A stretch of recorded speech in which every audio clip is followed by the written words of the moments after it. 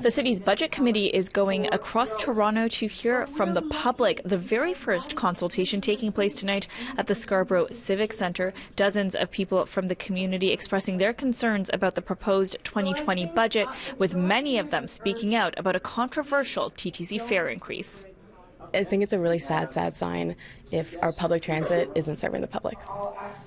In almost every deputation, transit a primary point of concern. Local residents want more funding to fix the TTC and expand the system into neglected pockets of the city. Scarborough constantly gets left behind. So it affects me emotionally, knowing that I've been a long-term resident, my family has grown up here, I've grown up here, and just feeling over and over again that this neighborhood is constantly underinvested in. City staff say this year's proposed budget preserves existing services and includes $67 million in new investments for transit, affordable housing, and the environment. But they were only able to balance the budget with a controversial 10-cent TTC fare increase, expected to bring in $32 million. You are leaving people behind in the city. You're not making a city for everyone, and people are literally dying. They can't afford transit fare to get to their healthcare appointments, and the discount fare is not even affordable for people on Ontario Works or ODSP. So people can't get around, people are isolated, it's really hard. This year, a new dedicated city building fund is expected to bring in $5 billion for transit and $6.6 billion for housing, funded through an increase in taxes on the average home by $45 annually. The mayor joined the meeting today, sitting with members of the community.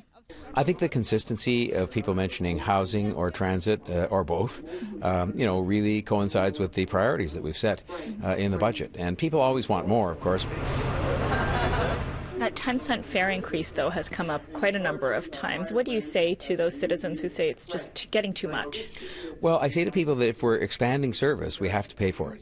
And in the absence of any grants, for example, coming from the province of Ontario, which used to be the case for operating expenses, we have to get the customers to pay. He points to the low-income fare pass, kids 12 and under free, and the 2-hour transfer to help keep transit reasonably affordable. How much of a difference do these consultations actually make in the final budget? Well, they make some. I mean, look, there's a lot of hard work done over an entire year by the city staff to put the budget together, so I wouldn't pretend we're going to start redrawing every page of it because of public meetings. But I've heard a couple of ideas tonight that I can assure you I'm going to take back. These meetings will be taking place until February, when the budget will go in front of City Council for approval. For City News, I'm Tina Yazdani.